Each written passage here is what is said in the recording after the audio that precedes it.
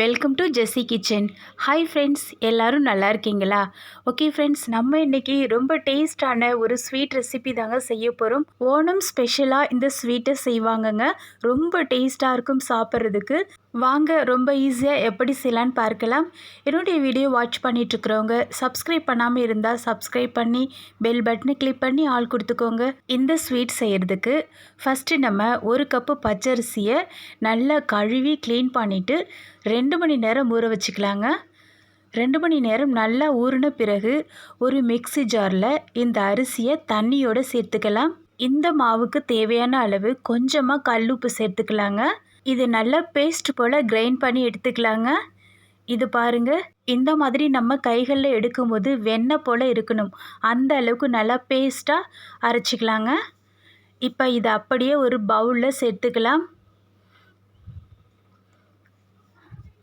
இப்போ இதனுடைய பக்குவம் தோசை மாவு இருக்குது பார்த்தீங்களா, அதை விட கொஞ்சம் இலகி இருக்கணும்.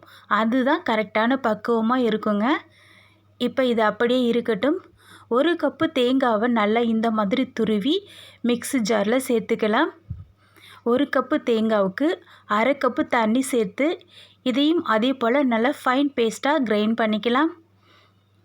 இப்போ இதை அப்படியே ஒரு பவுலில் ஃபில்ட்ரு வச்சு நம்ம தேங்காய் பாலை மட்டும் ஃபில்ட்ரு பண்ணி எடுத்துக்கலாங்க. ஒரு பால் மட்டும் எடுத்தால் போதுங்க. இப்போ இந்த மாதிரி பால் ரெடி பண்ணி வச்சுக்கலாம். இலைகளை இந்த மாதிரி சைஸில் கட் பண்ணிவிட்டு அனலில் முன்னும் பின்னும் பெரட்டி இந்த மாதிரி வாட்டி எடுத்துக்கணும். அப்போ தான் நம்ம இந்த இலையை நல்லா சுருட்டும் போது ஈஸியாக வரும். அப்படி இல்லைன்னா உடஞ்சிடுங்க. பட் இந்த ஸ்டெப்பை நீங்கள் செய்யும்போது கை சுட்டுடாமல் பார்த்துக்கோங்க. அவ்வளோதான். இதே போல் எல்லாத்தையுமே நம்ம ரெடி பண்ணி வச்சுக்கலாம். இட்லி பானையில் தான் நம்ம அவிக்க போகிறோம். அதனால் இட்லி பானையில் தண்ணி சேர்த்து கொதிக்க வச்சுக்கலாங்க. இப்போ இந்த இலையில் நம்ம அரைத்த மாவுகளை ஒரு கரண்டி எடுத்து இது போல் நம்ம நல்லா பரப்பி விட்டுக்கணும். நல்லா மெல்லிசாக பரப்பிக்கோங்க. இந்த மாதிரி நம்ம ரெடி பண்ணிக்கலாம். நல்லா இந்த மாதிரி மெல்லிசாக ரெடி பண்ணிவிட்டு இதை அப்படியே நம்ம சுருட்டிக்கலாங்க. பொறுமையாக சுருட்டணும். இந்த மாதிரி ரோல் மாதிரி பண்ணிக்கணும். எடுக்கிறதுக்கு ஈஸியாகவே வரும் வெந்துருச்சுன்னா. இது போல் நல்லா நம்ம ரோல் பண்ணிவிட்டு வாழை நார் இருக்குது பார்த்தீங்களா, அதை 2 பக்கமும் நல்லா இது போல் கட்டி இட்லி பாத்திரத்தில் நம்ம வச்சுக்கலாங்க. இந்த மாதிரி நம்ம ரெடி பண்ணிக்கணும். இதே போல் 4 இலைகளையும் நம்ம ரெடி பண்ணி வச்சுக்கலாங்க. சப்போஸ் உங்களுக்கு வாழை இலையில் ரெடி பண்ண முடியலன்னா எதில் வேக வைக்க போகிறீங்களோ அந்த பாத்திரத்துக்கு ஏற்ற மாதிரி ஒரு பிளேட்டில் இந்த மாதிரி மாவுகளை நல்லா மெல்லிசாக பரப்பி விட்டுட்டு வேக வச்சுக்கலாங்க. இப்போ நமக்கு இட்லி பானையில் தண்ணி நல்லா கொதிச்சிட்ருக்கு. இந்த பக்குவத்தில் இந்த கொத்தை நம்ம இதில் வச்சுக்கலாம். எப்போதும் போலே நம்ம ஒரு 10 நிமிஷத்துக்கு விட்டுடலாங்க. 10 நிமிஷத்தில் நல்லா வெந்து வந்துடும். பாருங்கள், நமக்கு சூப்பராக வெந்து வந்திருக்குங்க. இப்போ அப்படியே கட் பண்ணிக்கலாம். இந்த நாறுகளை கட் பண்ணிவிட்டு இதை ஓப்பன் பண்ணலாம். அப்படியே ஈஸியாக வருங்க எடுக்கிறதுக்கு.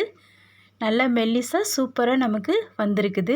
இந்த இலையிலேருந்து அரிசி அடையை மட்டும் நம்ம எடுத்துக்கலாம். இந்த மாதிரி எடுத்துக்கணுங்க. நல்ல சூடாக இருக்கும். அதனால் கொஞ்சம் ஆறின பிறகு எடுத்துக்கோங்க.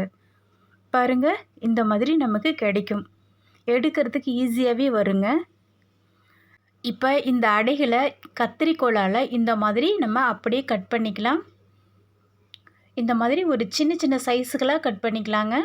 அப்போ தான் நமக்கு எடுத்து சாப்பிட்றதுக்கு ஈஸியாக இருக்கும். இது ஆக்சுவலாக கடைகளில் பேக்கெட்டாக கிடைக்கும். அந்த மாதிரி கிடைச்சிதுன்னா கூட எடுத்துக்கலாங்க. பட் நம்ம இன்றைக்கி ஃப்ரெஷ்ஷாக செய்கிறோம். இதே போல் எல்லாத்தையுமே கட் பண்ணி நம்ம எடுத்துக்கணும். பாருங்கள், இந்த மாதிரி இந்த சைஸில் இருக்கும்போது தான் நம்ம எடுத்து சாப்பிட்றதுக்கு ஈஸியாக இருக்கும். இந்த மாதிரி நம்ம எல்லாத்தையுமே ரெடி பண்ணி வச்சுக்கலாம். இப்போ ஒரு பாத்திரத்தை அடுப்பில் வச்சுக்கலாம். இது கூட 1.25 கப்பு வெல்லத்தை நல்லா பொடி பண்ணி இந்த மாதிரி சேர்த்துக்கணும். சேர்த்துட்டு கரெக்டாக 1.25 கப்புக்கு 1.5 கப்பு தண்ணி சேர்த்துக்கோங்க. சேர்த்து இதை நல்லா கட்டிகள் இல்லாமல் நல்லா கரைச்சிக்கணுங்க. பாகுபதம் பார்க்கணுன்னு அவசியம் இல்லை. இந்த கட்டிகள் எல்லாம் நல்லா கரைஞ்சி வந்தாலே போதும். ஏதாச்சும் தூசு மண் இந்த மாதிரி இருந்துச்சுன்னா இந்த மாதிரி கரைச்சிக்கோங்க. கரைச்சி நம்ம ஃபில்ட்ரு பண்ணும்போது அந்த மண் தூசெல்லாம் அந்த ஃபில்டரில் வந்துடுங்க. இப்போ நமக்கு இந்த மாதிரி நல்லா கரைஞ்சி வந்துடுச்சு. இப்போ நம்ம ஒரு பவுலில் ஃபில்ட்ரு வச்சு வடித்து எடுத்துக்கலாம். பாருங்கள், ஏதாச்சும் தூசு இருந்தாலும் இந்த மாதிரி வந்துடும். இப்போ ஒரு பாத்திரத்தை அடுப்பில் வச்சுட்டு நம்ம வடிகட்டின வெள்ளை தண்ணியை இது கூட சேர்த்துக்கணும். சேர்த்துட்டு ஒரு கொதி வந்த பிறகு நம்ம ரெடி பண்ணி வைத்தோம் பார்த்திங்களா அடைகளை, அந்த அடைகளை எல்லாத்தையுமே இது கூட சேர்த்துக்கலாங்க. இந்த மாதிரி சேர்த்துட்டு இதை நல்லா மிக்ஸ் பண்ணி விட்டுக்கலாம். இந்த வெள்ளை தண்ணியிலேயே இந்த அரிசி அடை நல்லா வேகணும். அப்போ தான் நமக்கு சாப்பிட்றதுக்கு, கடித்து சாப்பிட்றதுக்கு ரொம்ப டேஸ்ட்டாக இருக்கும். அதனால் இதை நல்லா வேக வச்சுக்கோங்க. பாருங்கள், நமக்கு வெள்ளை தண்ணி கொஞ்சம் குறைஞ்சி வந்திருக்கு பார்த்திங்களா. இது இன்னமும் நல்லா வேகணுங்க. நம்ம இந்த மாதிரி எடுக்கும்போது பாருங்கள், கொஞ்சமாக கண்ணாடி மாதிரி தெரியுது பார்த்திங்களா. இந்த பக்குவத்தில் எடுத்து வைத்த தேங்காய் பாலை நம்ம சேர்த்துக்கலாம். ஃபஸ்ட்டு பால் மட்டும் எடுத்தால் போதுங்க. இப்போ இந்த பாலை சேர்த்துட்டு நல்லா மிக்ஸ் பண்ணி விட்டுக்கணும். இது கூட பசும்பால் சேர்க்கக்கூடாது. பசும்பால் சேர்த்தா திரிஞ்சு போயிடுங்க. அதனால் தேங்காய் பால் மட்டுமே சேர்த்துக்கோங்க. அதுதான் நல்லா சாப்பிட்றதுக்கு டேஸ்ட்டாக இருக்கும். இப்போ இதை இந்த மாதிரி நல்லா மிக்ஸ் பண்ணி விட்டுக்கணும். இனிப்பு செய்யும்போது சால்ட்டு சேர்க்கணும்னு சொல்லுவோம். ஆனால் நம்ம அரிசி மாவு கூட சால்ட்டு சேர்த்துருக்குறோம். அதனால் இது கூட சால்ட்டு சேர்க்க வேணாங்க. 1/2 டேபிள் ஸ்பூன் ஏலக்காய் தூள் நல்லா ஃப்ரெஷ்ஷாக சேர்த்துக்கணும். அப்போ தான் நல்லா டேஸ்ட்டாக மணமாக இருக்குங்க. சேர்த்துட்டு இதை நல்லா மிக்ஸ் பண்ணி விட்டுக்கலாம். இந்த மாதிரி நல்லா மிக்ஸ் பண்ணிவிட்டு அடுப்பை ஆஃப் பண்ணி விட்டுக்கலாம். தாளிப்பு கரண்டியை இந்த மாதிரி அடுப்பில் வச்சுட்டு நல்லா 3 கரண்டி நெய் சேர்த்துக்கலாங்க.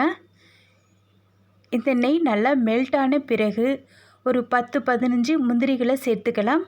உங்களுக்கு தேவைக்கு ஏற்ப முந்திரிகளை சேர்த்துட்டு இந்த மாதிரி நல்லா வறுத்து விட்டுக்கலாம்.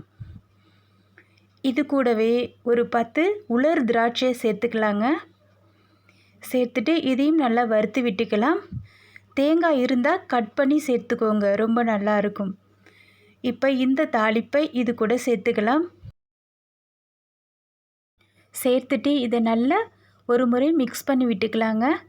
அவ்வளோதான், நமக்கு சூப்பர் டேஸ்டான அரிசி மாவு அடை பாயாசம் ரெடி ஆயிடுச்சு. இது சாப்பிட்றதுக்கு ரொம்ப டேஸ்ட்டாக இருக்குங்க. இது கேரளாவில் அடை பிரதமன்னு சொல்லுவாங்க. இது ஓணம் பண்டிகைக்கு ரொம்ப ஸ்பெஷலாக செய்வாங்கங்க. ரொம்ப டேஸ்ட்டாக இருக்கும். இது போலவே நேந்திரப்பழ அடைக்கூடம் செய்வாங்க. அது ஏற்கனவே நான் வீடியோ அப்லோட் பண்ணியிருக்கிறேன். என்னுடைய லிங்க்கை ஓப்பன் பண்ணி செக் பண்ணி செய்து பாருங்கள். சப்போஸ் உங்களுக்கு இந்த ரெசிபி செய்கிறதுக்கு அரிசி ஊற வச்சு அரைக்கிறதுக்கு கஷ்டமாக இருந்துச்சுன்னா, பச்சரிசி மாவு இருந்துச்சுன்னா தேவையான அளவு தண்ணியும் உப்பும் சேர்த்து பக்குவமாக கரைச்சி கூட செய்யலாங்க. ஓகே ஃப்ரெண்ட்ஸ், மிஸ் பண்ணாமல் இந்த ரெசிபி ட்ரை பண்ணி பாருங்கள். ரொம்ப டேஸ்ட்டாக இருக்கும். நிறைய varieties sweet recipes, snacks videos upload பண்ணியிருக்கேன். என்னுடைய லிங்க்கை ஓப்பன் பண்ணி செக் பண்ணி செய்து பாருங்கள். இதுவரை என்னுடைய வீடியோவை பொறுமையாக வாட்ச் பண்ணி சப்போர்ட் பண்ண எல்லாருக்கும் ரொம்ப தேங்க்ஸ். இப்போ வீடியோ பார்த்துட்ருக்குறவங்க சப்ஸ்கிரைப் பண்ணலைன்னா சப்ஸ்கிரைப் பண்ணி பெல் பட்டனை கிளிக் பண்ணி ஆல் கொடுத்துக்கோங்க. Thank you friends. நெக்ஸ்ட் வீடியோவில் பார்க்கலாம். பாய்.